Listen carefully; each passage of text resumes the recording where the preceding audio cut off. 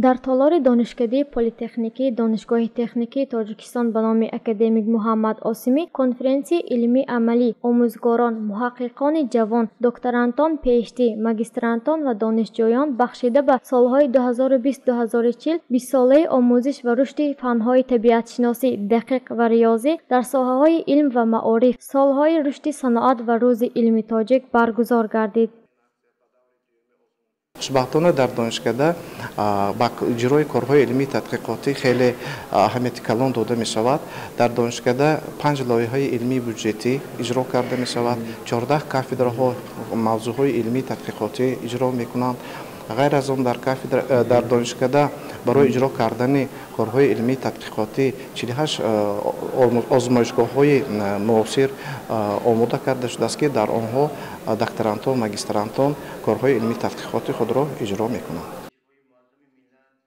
در کار کنفرانس استادان و عالمان جوان و دانشجویان اشتراک نمودند. سرآغاز معاون رکتور عاید به علم و اینوواسیا عثمان جان احمدov سخنرانی نموده به کار کنفرانس حسن آغاز بخشید. ذکر داشت که زیر توجه پیشوای ملت استادان و عالمان دانشکده همه ساله به کارهای علمی تحقیقاتی توجه خاص ظاهر نموده رساله‌های علمی خود را به صفت بلند به انجام می‌رسانند و نقش خود را برای پیشرفت علم می‌گذارند.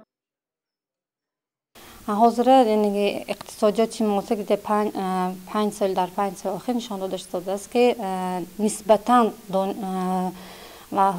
جوانان بیشتر با تکنولوژی معاصر یعنی که طرز کار کرده بهتر حساب شده فعالناکی خیلی زیاد می باشد.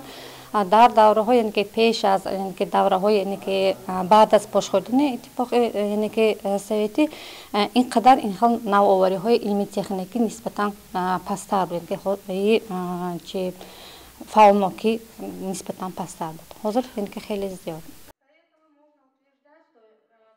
سپس یکچند آموزگاران و دانشجویان در موضوعهای کارکرد تکنولوژی ثمره‌ناکی حاصلکنی متل سرمه تا به محصولات نهایی از معدن‌ها و کنسنترات‌های محلی با استفاده از ریاگنت‌های داخلی واردات عوض کننده، راه‌های غنی‌گردانی ترکیب محصولات خوراک با استفاده از اشیاءهای غیر عنعنوی، تحلیل حرکت آوری الکتریکی جریان دائمی با اصول‌های مدل‌رانی کامپیوتری، معروضه‌های خش را قرائت کردند. با ارائه معروضه‌های پرمحتوای استادان دانشجویان کار کنفرانس به انجام رسید.